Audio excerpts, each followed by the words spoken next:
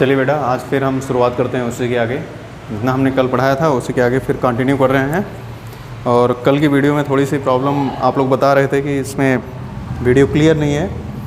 तो बेटा, single hand recording में ये ऐसी चीज़ें कभी कभी आ जाती हैं कि पता चलता है कि हम सोचते हैं कि हाँ रिकॉर्डिंग चल रही है सही से, और उसमें आ नहीं पाता है। लेकिन फ़िलहाल सॉफ्टवेयर जो है वो ऑटोमेटिक रीसेट कर देता है। ठीक बेटा, तो उससे ज़्यादा परेशान होने की ज़रूरत नहीं है। जहाँ नहीं समझ में आएगा उसे आप पूछ सकते हैं मुझसे पर्सनली। ठीक है, अब इसमें जो है आपको एक चीज़ और बता दें कि जैसे कल के क्वेश्चन में हमने दिया था sp1 sp2 sp3 हाइब्रिडाइजेशन निकालने के लिए कार्बन पे। हर एक कार्बन का जो है मुझे लगता है आप लोग सारी चीज़ें वो जान गए होंगे। आगे इसमें आता है एक कोवैलेंट बॉन्ड।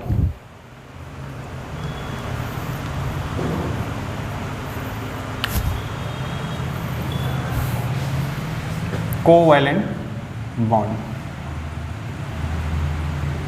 कोवैलेंट बॉन्ड बेटा यह sigma bond plus pi bond दोनों आते हैं। और सिग्मा बॉन्ड में आप जानते हैं कि इसमें हेड टू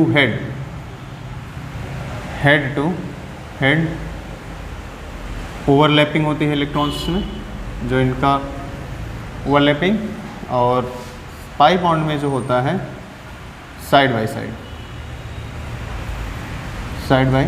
साइड ओवरलैपिंग होती है बेटा।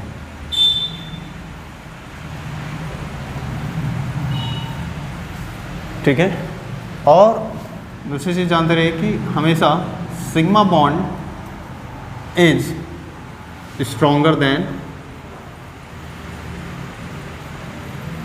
पाई बॉन्ड, ये हमेशा रहेगा। ठीक है, अब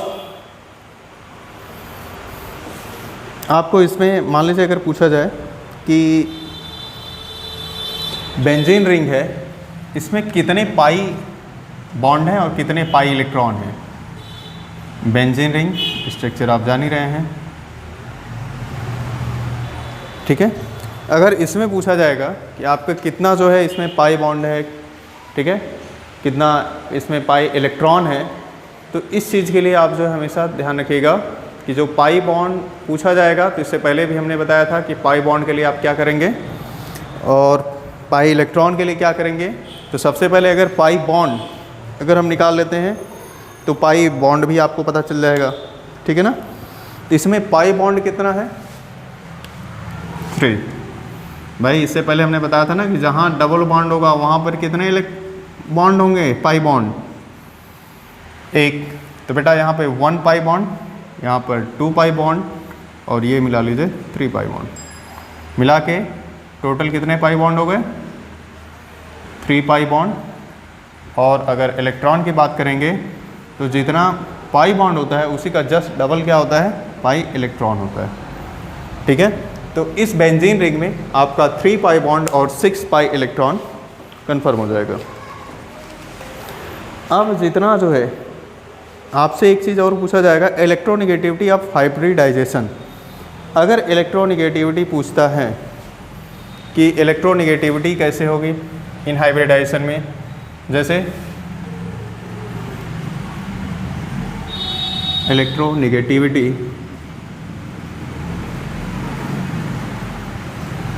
ऑफ हाइब्रिडाइजेशन। अब हाइब्रिडाइजेशन में इलेक्ट्रोनिगेटिविटी अगर निकालनी है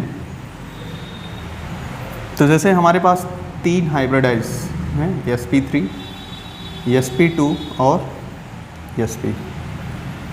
ये जान लीजिए कि इलेक्ट्रोनिगेटिविटी में अगर हमको हाइब्रिडाइजेशन में इसमें बताना हो कि इलेक्ट्रोनिगेटिविटी किसकी कितनी है, तो परसेंटेज ऑफ s कैरेक्टर को हम डिपेंड करते हैं कि जिसमें देखिए sp3 अगर है बेटा, तो अगर इसको हम टोटल काउंट करेंगे तो कितना पोर्शन है टोटल, इसमें 1 + 3 मिला के टोटल हो जाएगा कितना 4। और यहाँ पे sp2 में क्या हो जाएगा 1 + 2 मिला के हो जाएगा कितना 3।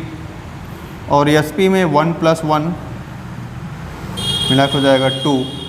इसका मतलब है अगर 1/4 करेंगे तो Sp इज इक्वल टू, अगर हम सारे जो है इसमें बैलेंस बराबर करेंगे तो क्या हो जाएगा, आपका परसेंटेज ऑफ S कैरेक्टर इसमें कितना है, 25% है। तो 25% मतलब इसकी इलेक्ट्रोनेगेटिविटी कितनी होगी, 25%। ठीक है।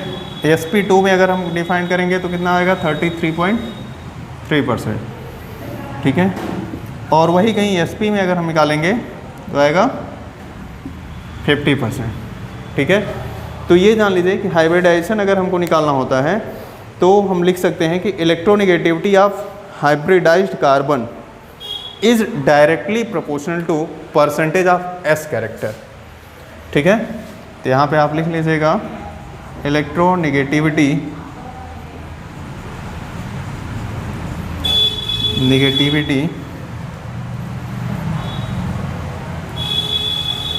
of hybridized carbon is directly proportional to percentage of S character in hybridization। ठीक है। जितना परसेंटेज ऑफ S कैरेक्टर होगा वही उसकी इलेक्ट्रोनेगेटिविटी होगी कार्बन की। ठीक बेटा। तो अगर हम इसके हिसाब से देखेंगे तो सबसे ज़्यादा जो है ऑर्डर किस हो जाएगा, Sp की इलेक्ट्रोनेगेटिविटी सबसे ज़्यादा, उससे कम Sp2, उससे भी कम Sp3। तो सबसे ज़्यादा इलेक्ट्रोनेगेटिविटी किसकी होगी, मैक्सिमम Sp की, मैक्सिमम इलेक्ट्रोनेगेटिविटी, और मिनिमम Sp3। ठीक है। अब यहाँ पे एक चीज़ होता है बेटा, 1 degree carbon, 2 degree carbon, 3 degree carbon और 4 डिग्री कार्बन। तो अब बताइए कि 1 degree carbon, 2 degree carbon, 3 degree carbon, 4 degree carbon के अकॉर्डिंग अगर हम चलते हैं तो यहाँ पे देखा जाता है बेटा कि जो भी अगर हम कैरेक्टर इसमें निकालते हैं तो यहाँ पे हर इलेक्ट्रोनेगेटिविटी का अगर कैरेक्टर हमको फाइंड आउट करना होगा किसमें कितना है, तो उसके लिए बेटा हम देखेंगे, सबसे पहले हम यहाँ पे कुछ चीज़ें नोट कर लेते हैं जिसकी बदौलत हमें आसानी होगी।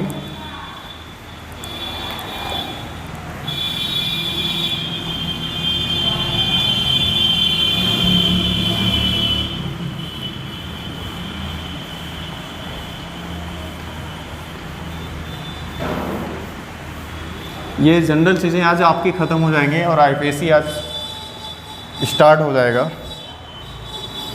ठीक है। तो IPSC आपका 11th में भी है, 12th में भी है, इस चीज़ को ध्यान से आप पढ़िएगा। ठीक है। और आगे भी मिलेगा, ये नहीं कि सिर्फ यहीं तक आपका सिमट के रह जाएगा।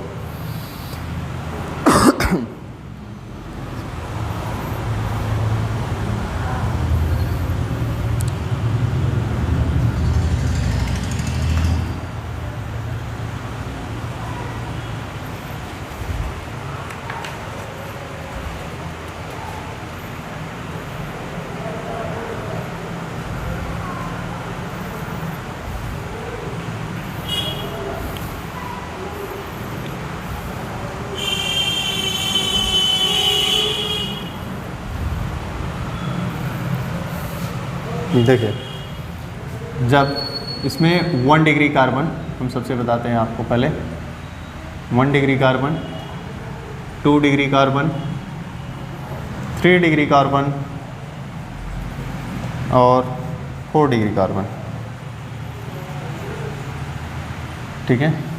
यहाँ पर हम लिख सकते हैं when carbon is attached with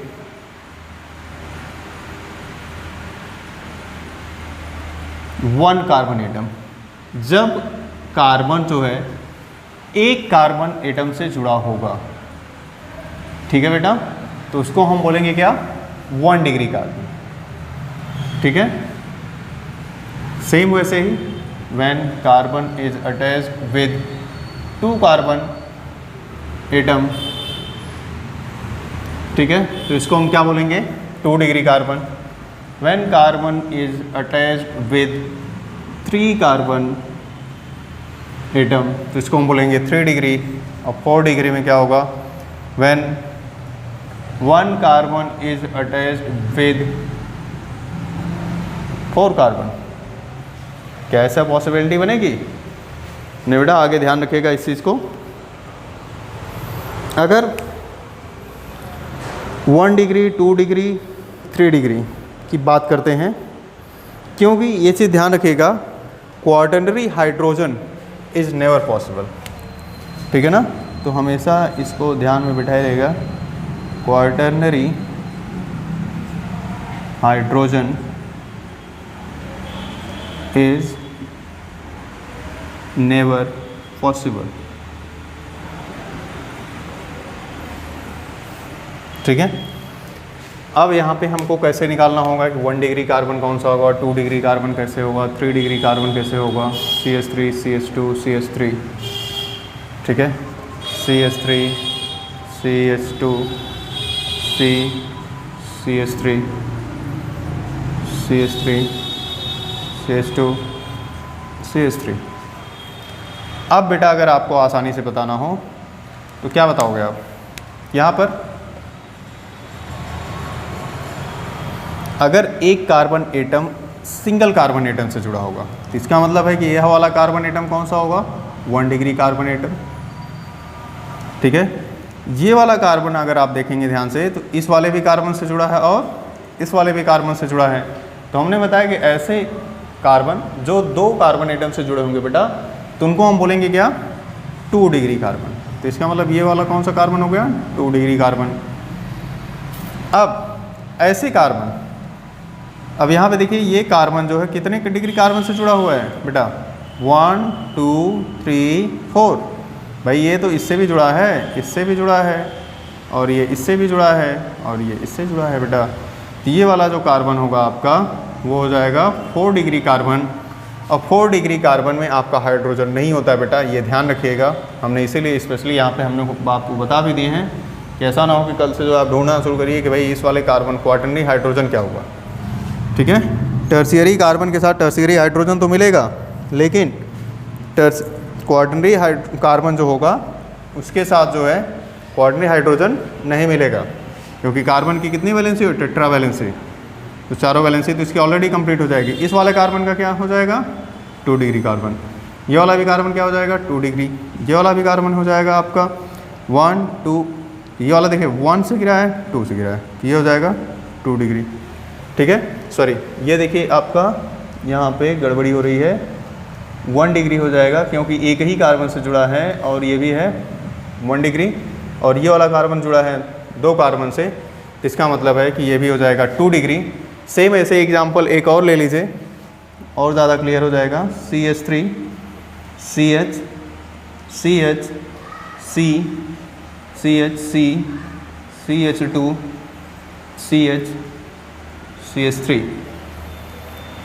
अब बैलेंस कर लीजिए इसको, CH3, CH3, CH3, CH3, CH3, यहाँ पर CH3 हो जाएगा और यहाँ पर भी CH3 हो जाएगा बेटा। ठीक है, और ये जो है हो जाएगा आपका CH2, CH3। अब हर कार्बन को आपको बताना है कि कौन सा कार्बन एटम आपका कौन सा डिग्री कार्बन है।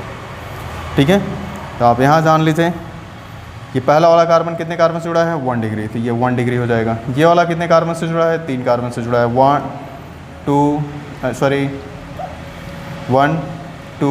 3। ये वाला कौन सा डिग्री कार्बन हो जाएगा, 3 डिग्री कार्बन।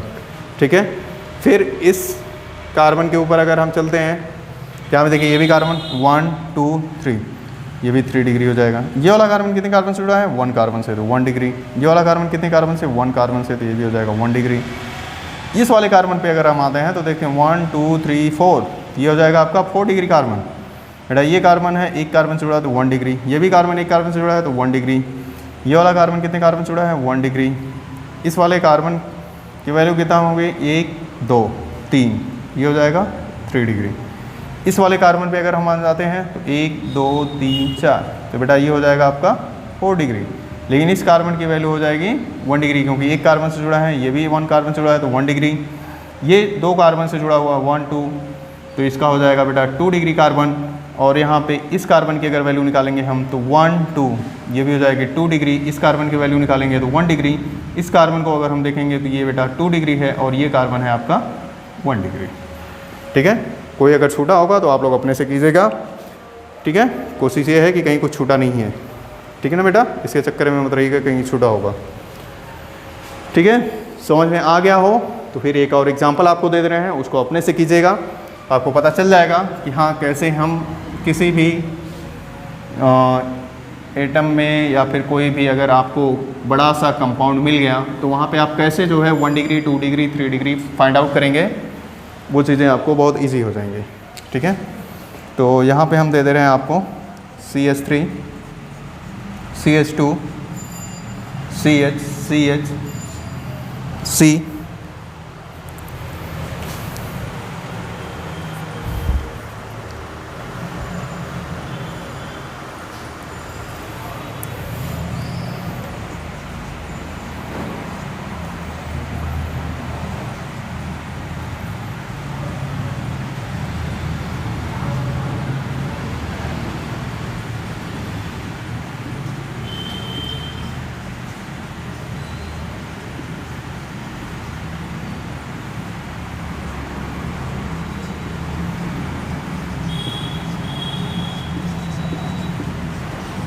बस करते हैं, है ना, नहीं तो आप लोग भी परेशान हो जाएंगे निकालते निकालते। ठीक है, अब इधर आ जाइए। अगर बेटा ये ध्यान रखिएगा, अगर कार्बन से अटैच अगर छोड़ दिया जाता है ना सिंगल बॉन्ड लगा के, तो अंडरस्टूड होता है कि वहाँ पे मिथाइल ग्रुप जुड़ा हुआ है, लिखा हो चाहे ना लिखा हो। ठीक है, अगर नहीं लिखा है तो मिथाइल, अगर लिखा रहेगा उसके अलावा अगर कोई ग्रुप होगा तो आपको वहाँ पे बताया जाएगा। ठीक है, तो ये सारी चीज़ें आपकी हो गई हैं, इसको आप आराम से इसको कीजिएगा, बहुत ध्यान से, हड़बड़ाइएगा नहीं तो गड़बड़ कर देंगे आप सब लोग पूरा। ठीक है, हमें लगता है कि सारी बैलेंसी भी कंप्लीट है। सही है, चलिए बेटा ये हो गया आपका 1 degree 2 degree 3 degree 4 degree carbon. ठीक है, तो देख लेना भाई कहीं कुछ गड़बड़ी तो नहीं दिख रही है। CH2 CH CH2 CH3 CH2 CH3 CH2 CH CH CH3। ठीक है बेटा, है ना, हाइड्रोजन हाइड्रोजन 2 बराबर है, कंप्लीट है, कहीं कुछ नहीं गड़बड़ी नहीं है। आप लोग गड़बड़ी मत कीजिएगा बस, बाकी तो हमने खुद ही रिकॉर्ड कर लिया है।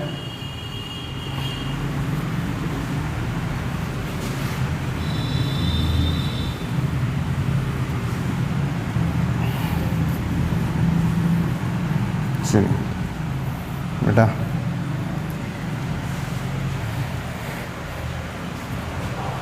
बीच बीच में आप लोगों का जो है 11th का जो टॉपिक है मोल कॉन्सेप्ट वगैरह या सॉल्यूशन है, केमिकल इक्विलिब्रियम है, केमिकल बॉन्डिंग है।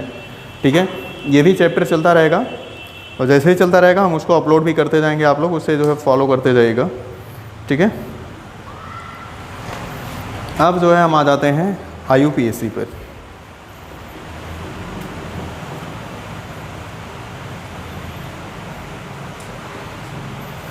बेटा जो IUPAC है इसकी सबसे पहले जो है इंट्रोडक्शन जो है 1947 में दे दिया गया था। ठीक है, और जो IUPAC है ना बेटा, इसको हम सबसे पहले जो है जानते हैं कि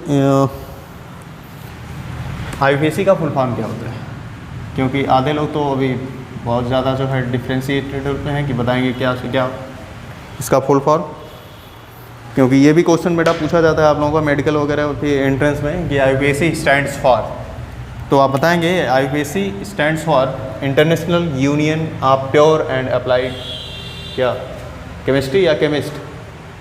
बेटा कहीं भी कोई भी चीज़ सजीव वस्तु अगर होगी तो ध्यान रखिएगा हमेशा वह कभी प्योर नहीं होगा, ना तो हम उसके ऊपर कोई एग्जाम्पल या किसी भी प्रकार का कोई भी चीज़ अप्लाइड नहीं कर सकते। ठीक है, तो ये आपकी केमिस्ट्री है, तो यहाँ पे अप्लाइड होगा। तो केमिस्ट क्या होता है, हमेशा लिविंग थिंग्स होगा। तो केमिस्ट कभी मत लिखिएगा, जब भी लिखिएगा international union of pure and applied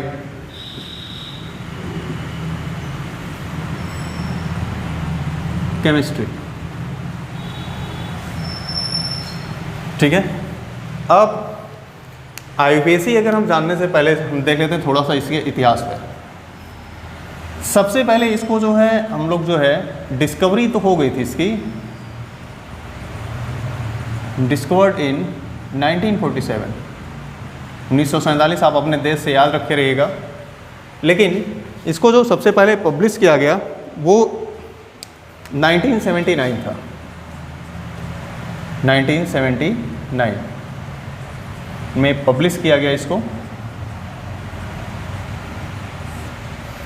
ठीक है, लेकिन 1993 में इसको और जो है मॉडिफाइड किया गया और 1993 से मॉडिफाइड के बाद ही ये नाम चल रहा है IUPAC 1993, क्योंकि जब यह पब्लिकेशन वगैरह जो हुआ था ना बेटा उस समय इसको जेनेवा सिस्टम बोलते थे।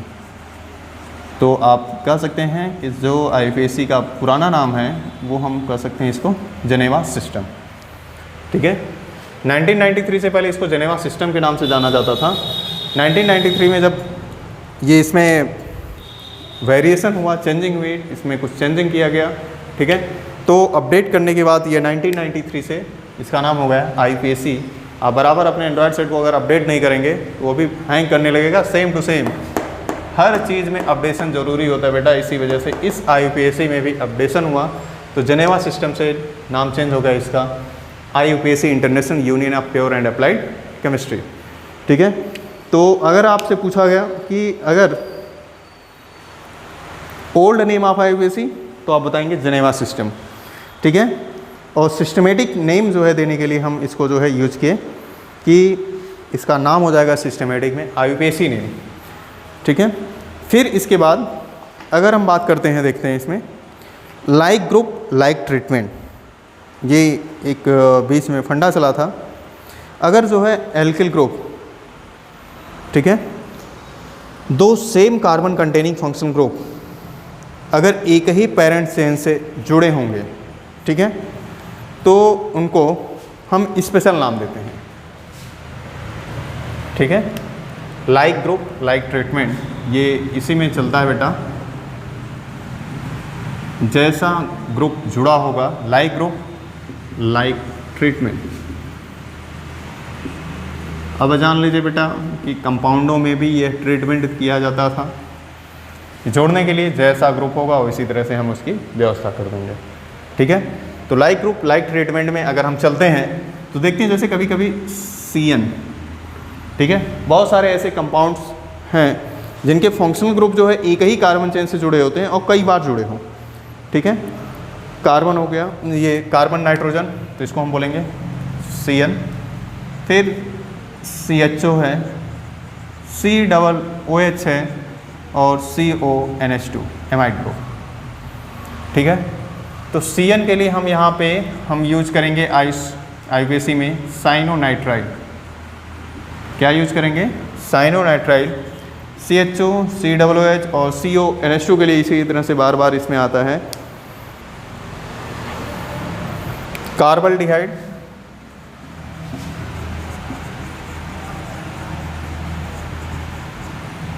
ठीक है, और carboxylic acid.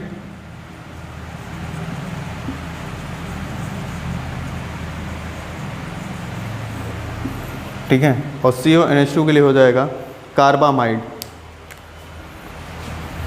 Carbamide.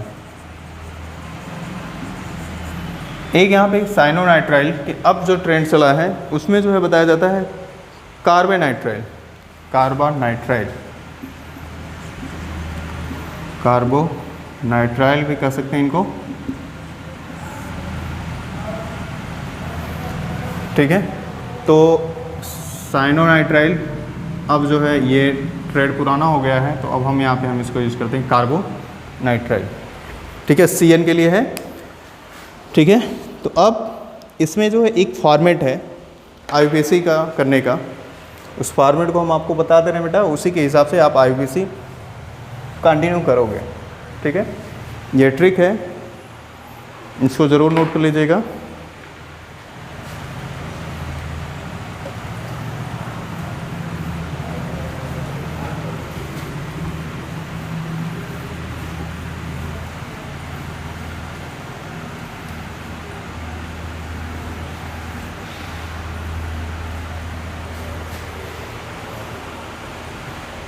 Format of IPC heading हुई, फॉर्मेट ऑफ आईपीसी, कैसे हम आईपीसी का नॉमेनक्लेचर करते हैं किसी भी कंपाउंड में, वो फॉर्मेट होगा यहाँ पे, ठीक है।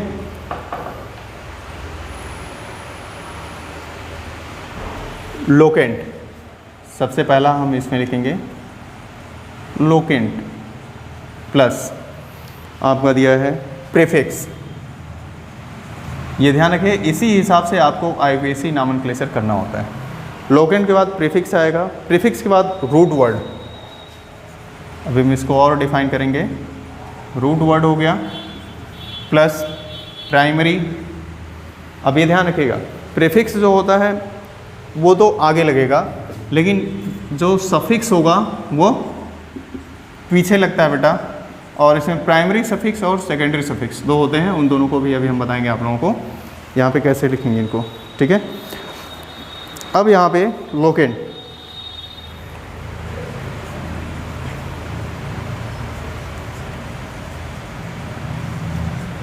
Number of page indicate the position of functional group, indicate the position of functional group. Functional group होता है बेटा क्रियात्मक समूह, हिंदी में बोलते हैं बेटा, ठीक है। यह क्रियात्मक समूह के नंबर को इंडिकेट करेगा। तो हम कभी भी अगर हम लिखेंगे आईपीसी तो हमेशा क्रियात्मक समूह की पोजीशन सबसे पहले बताएंगे, ठीक है। ये ना हो कि हमको पता नहीं था कि सर ये क्रियात्मक समूह का पोजीशन कैसे हमको पता चलेगा, क्रियात्मक समूह कैसे हम लिखेंगे। तो जो क्रियात्मक समूह का जो इसमें पोजीशन होता है उसको हम सबसे पहले नंबर पे बताते हैं, ठीक है। जैसे 2 2 3 3 1 2 4 5, ये जो चीज़ें होती हैं उसको हम सबसे पहले लिखते हैं, इसको हम बोलते हैं लोकेंट, ठीक है। फंक्शनल ग्रुप, जैसे इसके अलावा अगर जो है आपका मल्टीपल बॉन्ड होगा उसकी भी पोजीशन यही बताएंगे आप, ठीक है। फंक्शनल ग्रुप की पोजीशन और मल्टीपल बॉन्ड की पोजीशन, या फिर कोई सबस्टिट्यूएंट्स ग्रुप हो, सबस्टिट्यूएंट्स ग्रुप जुड़ा होगा तब भी हम इसी को यहाँ पे लोकेट करेंगे, ठीक है। प्रीफिक्स, प्रीफिक्स में हम बताएंगे जितने भी रिमेन